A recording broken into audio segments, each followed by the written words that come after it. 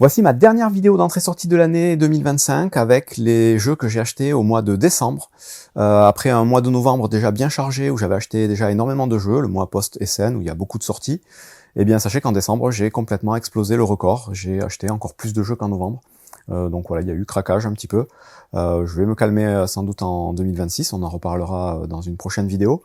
Mais là, je vais vous présenter tout ce qui est arrivé dans ma ludothèque ce mois-ci, et il y a vraiment beaucoup de jeux, et beaucoup de jeux qui ont l'air excellents, certains que j'ai déjà testés, d'autres que je testerai prochainement.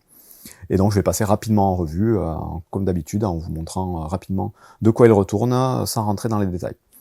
On commence tout de suite avec les jeux donc sortis en français, catégorie, on va dire, facile, intermédiaire. Donc là, il y a déjà 11 jeux. Le premier, ce sera Casque Chèque Chat. Donc ça, c'est un petit jeu d'ambiance à base de mots et d'associations de syllabes. Donc c'est un jeu basé sur la phonétique, dans lequel vous allez devoir faire deviner des expressions, des phrases, en utilisant d'autres mots qui sonnent un petit peu pareils, mais qui sont complètement différents. Donc c'est un jeu qui va se jouer en équipe, 2 équipes précisément, dans lequel il y aura à chaque fois donc un membre de chaque équipe qui va faire deviner la même expression à leur partenaire, et on va essayer donc de faire deviner des mots.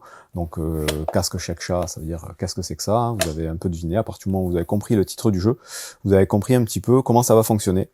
Donc là par exemple vous avez lettre, oie, mousse, cutter, pour faire deviner les 3 mousquetaires. Je vais pas rentrer dans les détails, c'est un petit jeu d'ambiance assez sympa. Le principe de faire deviner en même temps, ça m'a un peu dérangé, j'ai trouvé ça un peu particulier.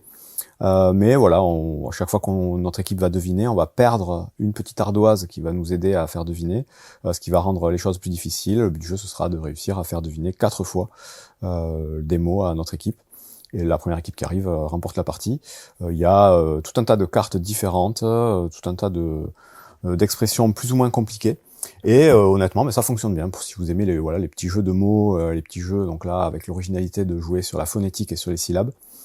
C'est très original et c'est sympathique. Ensuite, j'ai pris Driving Me Crazy. Celui-là, on en a déjà beaucoup moins entendu parler. Pourtant, il y a la règle en français dedans. C'est un jeu que j'ai pris un petit peu par hasard parce que j'avais vu de bons avis. Mais il n'y en avait pas énormément non plus des avis, donc je savais pas trop de quoi y retourner. Le packaging est plutôt rigolo. Et en fait, c'est tout simplement une sorte de revisite du Milborn.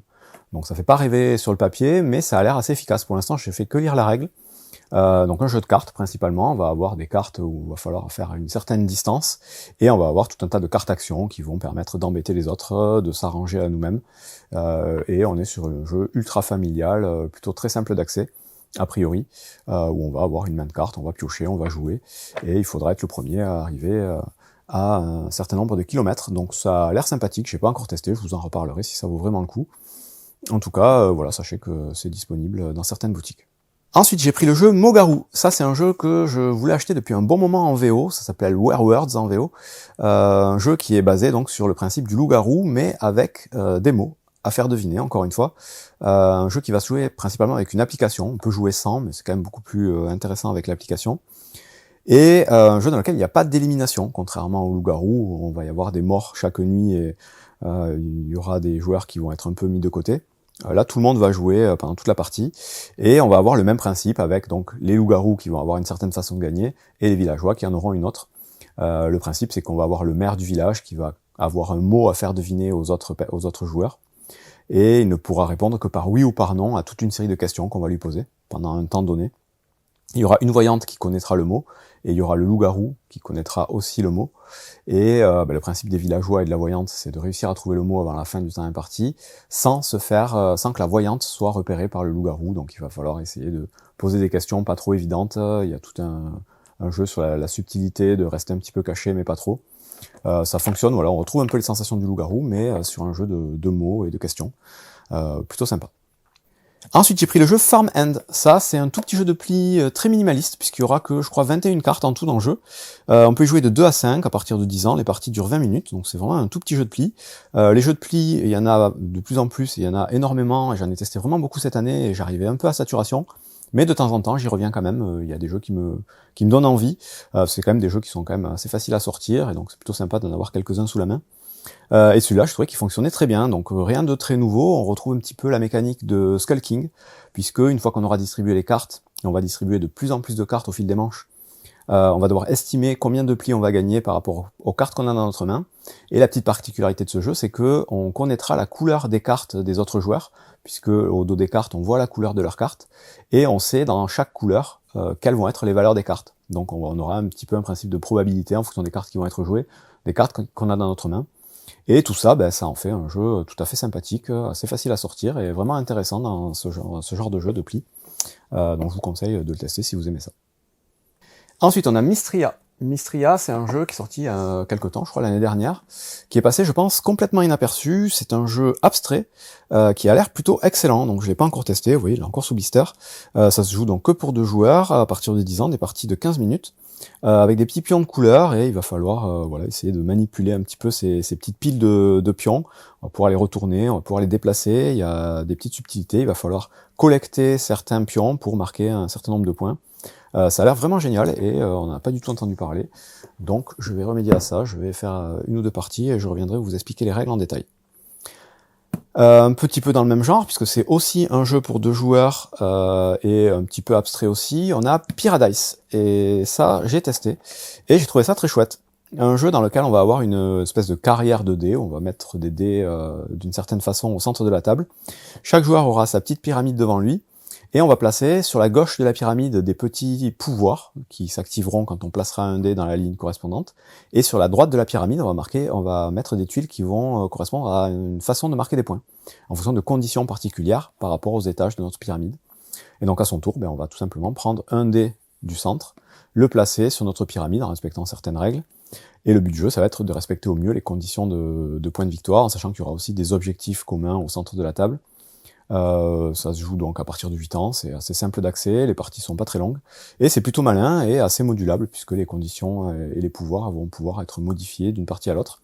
Honnêtement, j'ai bien aimé ma partie, c'est un bon petit jeu à 2, pour ceux qui aiment les puzzles. Ensuite, j'ai pris Viva Katrina. Alors celui-là, j'étais passé un peu à travers, je l'avais vu passer, hein, je m'étais pas trop intéressé, et quand j'ai fait mon top des meilleurs jeux familiaux de l'année, j'ai plusieurs personnes qui m'ont mis en commentaire que pour eux, celui-là était dans leur liste. Et il en faut pas plus pour me donner envie de tester, donc je l'ai tout simplement acheté, toujours sous blister aussi, et je vais tester ça. Effectivement, ça a l'air intéressant, un jeu de tuiles principalement, très familial, ça joue de 2 à 6 à partir de 8 ans, des parties de 30 minutes. Du coup, très curieux, voilà, je pense que je serais passé à côté si on n'en avait pas parlé. Je suis aussi influençable que n'importe qui. Ensuite, j'ai finalement pris Seven Wonders Dice. Là aussi, j'ai longtemps hésité, je pensais ne pas le prendre, parce qu'il y a eu quand même pas mal d'avis plutôt mitigés, voire un peu négatifs. Mais je pense qu'il y a beaucoup d'avis négatifs parce que les gens en attendaient vraiment beaucoup du fait du nom, Seven Wonders, qui sont quand même des gammes de jeux assez excellentes, que ce soit le jeu d'origine ou la version duel. Donc peut-être que les gens attendaient beaucoup de celui-là et ont été un peu déçus. De toute façon, voilà, moi je préfère me faire mon avis dans tous les cas et pas trop écouter les avis des autres. Donc je l'ai pris, je l'ai pas encore testé, et il y a de fortes chances que ça me plaise, parce que j'adore quand même les jeux à cocher, et je pense que ça a l'air suffisamment intéressant pour être testé et éventuellement approuvé. Donc je vous en reparle aussi, je vous donnerai mon avis quand j'aurai testé. J'ai pris aussi Echoes of Time, le second jeu de cartes de Simone Luciani, sorti cette année après Heatherstone, 2 jeux qui jouent un petit peu dans la même catégorie, même s'ils sont très différents en termes de feeling, mais ça reste des jeux de cartes, de combinaisons de cartes, et avec à chaque fois des illustrations super jolies, donc dans des styles très différents. Celui-là, pareil, je l'ai testé et j'ai trouvé ça vraiment sympathique. J'ai fait qu'une partie pour l'instant, donc je peux pas vous en dire beaucoup plus. Non, 2 parties, pardon. Je peux pas vous en dire beaucoup plus, si ce n'est que j'ai bien apprécié mes 2 premières parties. Ça a l'air d'être un jeu qui va beaucoup se renouveler, puisqu'il y a beaucoup de cartes dans le jeu, avec une petite mécanique donc de temps qui s'écoule, donc une petite barre de timeline ici, dans laquelle on va poser nos cartes, et nos cartes rentreront en jeu quand elles sortiront de cette timeline. Voilà, un petit peu de gestion de ressources et une synergie entre les cartes à trouver. Vraiment intéressant. J'ai préféré Heatherstone, du même auteur, et donc qui est sorti quasiment au même moment. Mais celui-là reste tout à fait sympathique, donc je vais continuer à le tester, et je pense que je le garderai. Enfin, j'ai pris Yokohama Duel et Château Blanc Duel. Là encore, c'était pas du tout prévu. Je pensais pas les prendre au final parce que les déclinaisons de jeux en version duel, il y en a énormément et à force ça fatigue. Mais à force de voir des avis différents et des gens qui trouvaient ça plutôt intéressant quand même, j'ai quand même voulu me faire mon propre avis. Donc je les ai pas encore testés, mais j'ai pris les deux, et il y a de fortes chances que ce soit des jeux quand même intéressants, donc je reviendrai vous en parler éventuellement. En ce qui concerne les jeux un peu plus experts achetés en français ce mois-ci, il y en a 3. Le premier c'est Fourmi, dont j'ai déjà parlé dans ma vidéo des meilleurs jeux experts sortis dans l'année, puisque j'ai eu le temps de faire une partie avant de faire mon classement, et j'ai bien apprécié cette partie. Je pense qu'il va m'en falloir d'autres pour vraiment voir un petit peu ce qu'il a dans le ventre, mais c'est un excellent jeu de gestion de cartes, de main de cartes principalement. Il va falloir poser beaucoup de cartes, essayer de gérer ses ressources au mieux. La gestion de ressources est un peu tendue. Il y a un petit peu de placement et de gestion sur un plateau, des ouvriers à créer, des ressources à gagner, enfin il y a plein de choses qui s'imbriquent, et ça fonctionne très bien, c'est un bon petit jeu expert qui me tarde de retester. Ensuite j'ai pris Natera New Beginning, ça c'était la bonne surprise de l'année, je pense, une des meilleures surprises de l'année. Un jeu que j'avais pas du tout prévu de prendre, parce que comme vous pouvez voir c'est l'édition de luxe, c'est la seule que j'ai trouvée disponible, je suis pas sûr qu'il y ait encore l'édition standard, peut-être ça arrivera plus tard. Et du coup c'était un petit peu cher, mais je regrette pas mon achat, puisque en termes de mécanique de jeu, de simplicité des règles par rapport au nombre de possibilités qu'on peut faire, les illustrations, le matériel, tout est vraiment assez excellent, et c'est un jeu que j'ai beaucoup apprécié. Donc ça se joue de 1 à 4 joueurs, c'est un petit peu asymétrique, puisque chaque joueur va jouer un petit peuple, une race d'animaux en fait, les animaux qui reprennent un peu le contrôle de la Terre après que les humains aient disparu. Donc thématiquement c'est un petit peu rigolo, les illustrations sont vraiment très cool, et mécaniquement je vous dis il n'y a pas beaucoup de règles, mais il y a quand même énormément de choix et de possibilités, d'orientation. C'est principalement aussi un jeu de cartes avec beaucoup de gestion de ressources et un petit peu de placement aussi sur du plateau. Vraiment il y a tous les ingrédients que j'aime bien, et dans un jeu assez facilement sortable et qui reste quand même plutôt expert, donc vraiment très bonne surprise. Le dernier, je l'ai pas encore testé, je l'ai reçu récemment, j'ai pas eu le temps de le tester, donc il a pas pu intégrer mes tops de fin d'année, mais j'ai beaucoup d'espoir dans ce jeu. Je pense que ça va être sympa. Ça s'appelle Siberian Manhunt, un jeu pour 2 joueurs exclusivement, un jeu, je pense plutôt expert. J'ai pas encore lu les règles. Les premiers avis sont excellents, et c'est un jeu tout à fait asymétrique, puisqu'il y a un joueur qui va jouer un espion, et l'autre qui jouera un membre du KGB qui va essayer de le traquer en Sibérie. Donc on va se déplacer dans différents endroits. Il y a beaucoup de cartes dans le jeu, beaucoup d'événements. J'en sais pas encore beaucoup plus, si ce n'est, comme je vous disais, que j'ai vu des avis vraiment très positifs, et que ça a l'air tout à fait intéressant. Donc celui-là, je vais essayer de le tester rapidement et de vous en reparler, mais j'ai beaucoup d'espoir sur celui-là. On passe maintenant aux jeux achetés en import ce mois de décembre 2025, donc les petits jeux encore pour commencer, les gros vont suivre. Là, il y en a beaucoup, comme vous pouvez voir. Le premier, ça va être Forest Gangs. Forest Gangs, c'est tout simplement une sorte de revisite de la bataille. Donc tout ce qu'il y a de plus basique, avec des cartes qui vont avoir des petits pouvoirs. Ça se joue à partir de 8 ans, ça se joue de 3 à 6 joueurs, des parties de 15 minutes. J'ai testé, c'est quand même très hasardeux, donc je pense que c'est pas un jeu que je vais garder, malgré le fait que voilà, il y a des petits pouvoirs qui peuvent être intéressants. Je pense que voilà, il n'y a pas assez de contrôle pour que ça m'intéresse. Malgré tout, voilà, si vous voulez faire un petit jeu familial sans trop prise de tête, ça peut être intéressant. Ensuite, j'ai réussi enfin à trouver Nokosu Dice, que je cherche depuis un petit moment, qui est un jeu de pli avec l'originalité de se jouer avec des dés. Donc c'est un jeu que je cherche depuis un petit moment, sans vraiment avoir vu les règles en détail, c'est juste par réputation. Je sais que ce jeu a beaucoup plu quand il est sorti. Ça se joue de 3 à 5, donc en VO, japonais, anglais. Je pense que je vais le tester très vite, parce que je sais que c'est un jeu assez excellent dans sa catégorie. J'ai pris un petit jeu de Noël pour jouer en famille, Joli Christmas, sauf que j'ai reçu un peu tard, Noël était déjà passé, donc je l'ai pas encore testé. Un jeu où on va créer un petit sapin de Noël avec des cartes qui vont nous faire marquer des points de façon différente. Simple jeu de tableau de cartes, assez basique je crois.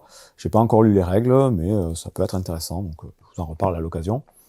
Dans le même genre, petit jeu de cartes assez minimaliste, j'ai pris Collect, qui est un jeu qui pour l'instant n'est qu'en VO, mais qui devrait arriver en français, parce que les auteurs sont français je crois. J'en sais pas beaucoup plus. Ce qui m'a plu dans ce jeu, c'est les illustrations, je les ai trouvées très rigolotes. J'ai vu aussi quelques avis plutôt positifs, ça se joue de 2 à 5 à partir de 8 ans, à partir de 15 minutes. Donc je pense que ça peut faire un petit jeu sympathique à jouer en famille aussi. Là encore, je teste ça très vite. Ensuite, j'ai pris Locus. Locus, c'est un jeu à cocher. Un jeu à cocher type flip and write, où on va avoir des polyomino qu'il va falloir entrer dans des petites grilles. C'est un jeu que beaucoup comparent à Tréfuté. Donc Tréfuté qui est une grosse référence des jeux à cocher à base de dés. Bon ben là je pense que c'est un petit peu le même principe, mais à base de cartes.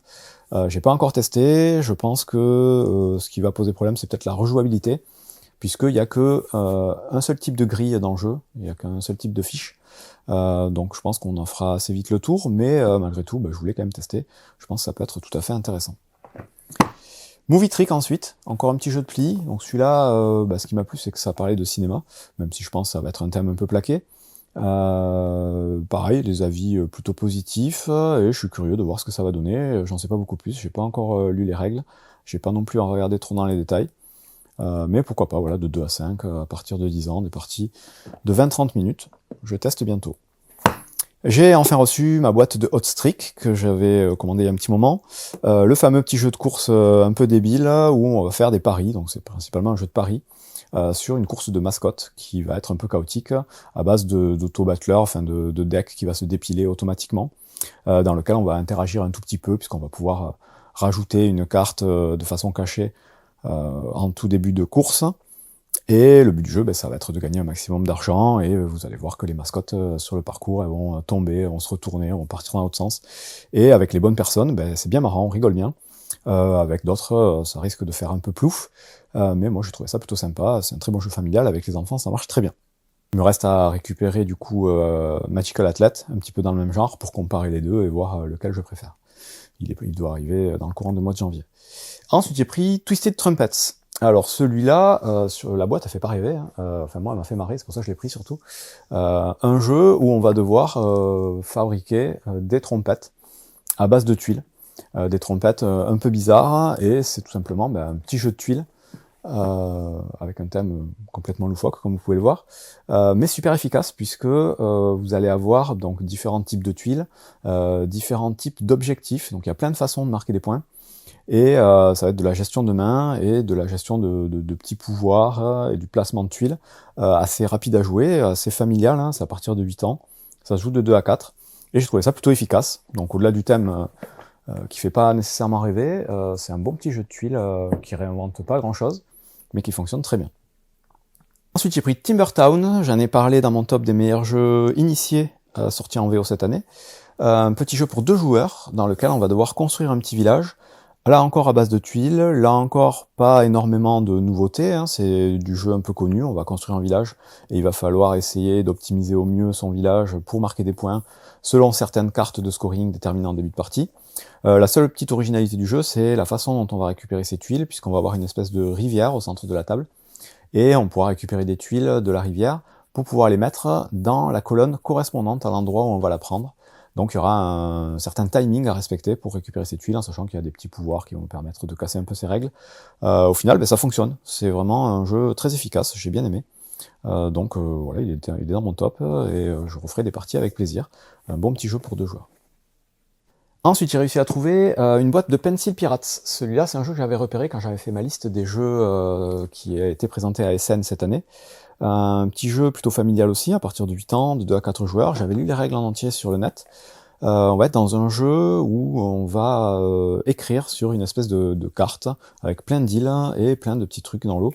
Le but du jeu, ça va être une sorte de principe de collection. Il va falloir essayer de tracer des lignes pour relier les îles entre elles en collectant un maximum d'objets sur notre passage. On va avoir plusieurs types de tracés et plusieurs façons de marquer des points. C'est un jeu, donc il y a la règle en français dessus, mais vous le trouverez pas encore dans les boutiques françaises, je crois. Ça devrait arriver prochainement. J'ai pas du coup encore testé concrètement, mais les règles m'ont paru intéressantes pour jouer en famille, ça a l'air plutôt sympathique. Là encore, je vous en reparle. Ensuite j'ai pris Enthrone. Celui-là, c'est un jeu pour 2 joueurs, abstrait, avec des belles figurines a priori, je l'ai même pas encore ouvert.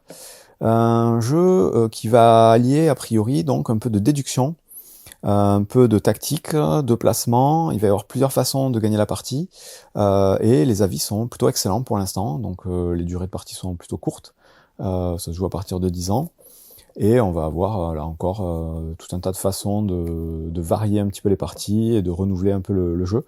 Ça a l'air intéressant, là aussi j'ai pas mal d'espoir dans ce jeu, je pense que ça peut être très cool, donc je teste bientôt. Enfin, pour cette catégorie des jeux plutôt faciles d'accès, et quoique celui-là je suis pas sûr, c'est Rising Cultures. Rising Cultures, ça se joue à partir de 14 ans, ils disent, donc il est peut-être un peu plus costaud que les autres, mais comme j'ai pas encore joué, je peux pas trop savoir. Un petit jeu donc de civilisation pour 2 joueurs, encore une fois, exclusivement, des parties d'environ 45 minutes. Un petit jeu de civilisation à base de cartes, a priori, on va devoir collectionner des cartes, gérer un petit peu des ressources. J'ai pas du tout lu comment ça fonctionnait, et là encore je me suis surtout basé sur les quelques avis que j'avais pu lire, qui étaient plutôt positifs, donc très curieux de le tester aussi, je pense que ça peut être une bonne surprise. Et on finit cette longue liste d'achats du mois de décembre avec les jeux plutôt experts ou un peu plus complexes achetés en import, en VO. Le premier, ce sera Biathlon Blast. C'est un jeu aussi que j'avais repéré quand j'avais fait ma liste des jeux à surveiller au dernier Salon des Scènes. Un jeu donc basé sur le biathlon, comme vous l'avez deviné, donc principalement un jeu de course, dans lequel il va y avoir voilà, des paramètres à gérer pour tirer sur des cibles aussi. Hein. C'est le biathlon, donc il va y avoir de la gestion de cartes, il y a des dés, il y a un peu d'aléatoire. J'ai pas regardé encore trop en détail, les premiers avis sont plutôt excellents. Après, il n'y a pas beaucoup d'avis, donc j'espère qu'ils sont pas biaisés. Curieux, voilà, curieux de le tester, je vous en reparle si jamais ça vaut le coup. J'espère que je serai pas déçu. Ensuite, j'ai pris donc Pilgrim's Curious Adventure, celui-là j'en ai parlé dans mon top des meilleurs jeux initiés. Un jeu assez original au niveau déjà de ses illustrations et au niveau de son principe. On va avoir un grand tableau de cartes au centre de la table, des petits pions à la couleur des joueurs, et on va se promener sur ces tableaux pour vivre une aventure, pour collecter des cartes, rencontrer des gens qu'on va rajouter donc à notre collection de cartes. Et il va falloir trouver des synergies avec ces cartes pour remplir des aventures, des sortes de missions qui vont consister à collectionner des petits symboles. Les personnages vont nous aider pour les actions. Et au niveau des déplacements, on a différents modes de déplacement qui vont nous permettre d'aller chercher les cartes qui nous intéressent. C'est original, ça fonctionne bien, c'est plutôt joli, c'est assez familial, et donc c'est un bon petit jeu que je vous conseille. J'expliquerai les règles, je pense, en détail prochainement. Ensuite, j'ai pris le jeu Twin Star Valley, un petit peu au hasard aussi, un petit peu en me basant sur les tout premiers avis qu'il y avait sur le jeu, et sur l'esthétique, qui a l'air plutôt sympathique, donc je sais pas exactement de quoi il retourne. Ça fait partie des jeux un peu surprises que je prends de temps en temps, un peu au hasard, en espérant que ce soit bien. Là encore, je teste bientôt, et puis je vous dis si je me suis trompé, ou si c'est un jeu à surveiller. On passe donc au plus gros jeu de la sélection. Le premier, le plus, je pense, accessible quand même, ça va être Rewild South America. Encore un jeu sur les animaux, donc sur les écosystèmes, essayer d'agencer un petit peu nos animaux sur des petites tuiles en fonction de cartes. Donc thème vu et revu, il y a énormément de jeux dans cette catégorie-là. Ils sont tous plus ou moins intéressants. Et celui-là, je l'ai pris principalement pour ses illustrations, qui, comme vous pouvez le voir rapidement sur le dos de la boîte, sont plutôt jolies, dans un style très Miyazaki, très Studio Ghibli. Et après, donc le matériel a l'air quand même assez chouette. J'en sais pas beaucoup plus non plus, hein. Celui-là c'est vraiment, pour une fois, basé uniquement sur le visuel que je l'ai pris. Mais j'ai quand même espoir que ce soit bon, les avis, pour l'instant, ont l'air assez positifs. Donc là encore, je le teste, et je vous en reparle. Et enfin, donc les 3 plus gros, le premier ça va être Covenant, encore une très bonne surprise, donc des jeux experts sortis cette année. Un jeu de German P. Millian, qui avait fait notamment Bitoku, que j'avais moyennement aimé parce que j'avais trouvé vraiment trop alambiqué, trop compliqué, trop long à expliquer. Celui-là, il y a quelques petites subtilités, quelques règles un peu particulières, mais je l'ai trouvé vraiment excellent. Thématiquement, déjà, ça fonctionne très bien, et il y a plein de possibilités, plein de combos. Donc on est des nains, on va aller essayer de récupérer notre montagne sacrée en chassant des monstres dans la mine, en creusant, en récupérant des ressources, en érigeant des monuments, tout un tas de choses. Et c'est vraiment un excellent jeu expert, un de mes préférés sorti cette année. Dans le même genre et dans la même qualité, il va y avoir Recall. Recall, c'est la nouvelle boîte de ceux qui avaient fait Revive, que j'avais déjà beaucoup aimé. C'est un peu dans le même esprit, ça va être de l'exploration, ça va être de la gestion de ressources, ça va être de la gestion d'actions, puisqu'on va se développer sur un espèce de plateau qu'on va dévoiler au fil du temps. Pour les actions, on va utiliser des sortes de clés qu'on va insérer dans nos plateaux double couche, qui vont nous permettre de faire les actions de la zone où on l'insère, plus les actions qu'il va y avoir inscrites sur les clés. On va avoir plein de possibilités de creuser des endroits pour récupérer des ressources, de construire des bâtiments à différents endroits, plusieurs façons de marquer des points. Enfin, c'est vraiment un jeu complet, encore une fois, excellent jeu expert. Pour ceux qui aiment ça, c'est vraiment un jeu à considérer aussi. Il arrivera en français cette année, celui-là. Donc n'hésitez pas à jeter un coup d'œil. Et enfin, le dernier jeu de cette catégorie acheté ce mois-ci, c'est Coming of Age. Et celui-là, par contre, c'est la petite déception. Un jeu de Dani Garcia, donc plutôt connu ces dernières années pour faire des jeux assez sympathiques et plutôt experts, basé sur la vie d'un enfant, donc jusqu'à son âge adulte.